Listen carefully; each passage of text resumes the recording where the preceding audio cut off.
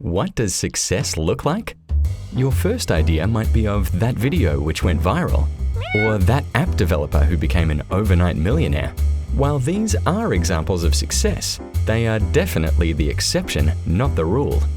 The story of the company who used high-level strategies and objectives to make data-driven decisions which steadily increased their revenue and profits over a preordained period of time just doesn't have the same allure, which is unfortunate because it's actually the most common type of success. So how do we succeed? First, we need to write a plan for success, which seems obvious considering it's not like a company is going to write a plan for failure. But how you plan changes everything, which is where we introduce the SMART Objectives model. Using this model will help us set specific, measurable, achievable, realistic, and timed goals, which gives us the best chance at success.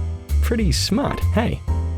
Let's take the very common and misguided plan to make more money and apply it to our SMART Objectives model. The problem with make more money is that it's undefined. How much is enough? Is that revenue or profit? To be specific, we need to state exactly how much and what type. The more specific we are, the more likely we can affect our goal. The second problem is that the word more is essentially a never-ending amount. A goal needs to be measurable. Otherwise, how do you know if you've achieved it? Which brings us to the next point. Your goal must be achievable. This means it must be within your ability to change. Your goal cannot be my competition will make less money, as much as you may desire it. And similarly, there's no point changing the goal from make more money to make quadruple the amount of money if that's something that is just not realistic. The ideal goal will stretch the company, not break it. Which leaves us with our last objective, and that is to give your goal a time frame. These goals are designed to be met, which means there will come a time where you will either have met these goals or not. But either of those outcomes is a good observation.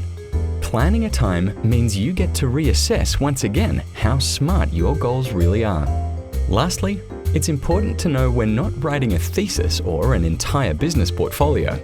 Our fast-paced world is growing only faster, and the last thing you need is to rewrite a book of goals every time your company pivots on an idea. Not to mention, the more goals you set, the more confusing it will become. Generally, goals should only be 3 to 5 objectives written as distinct, standalone statements. It's important to focus on what you're trying to achieve rather than how you'll achieve it.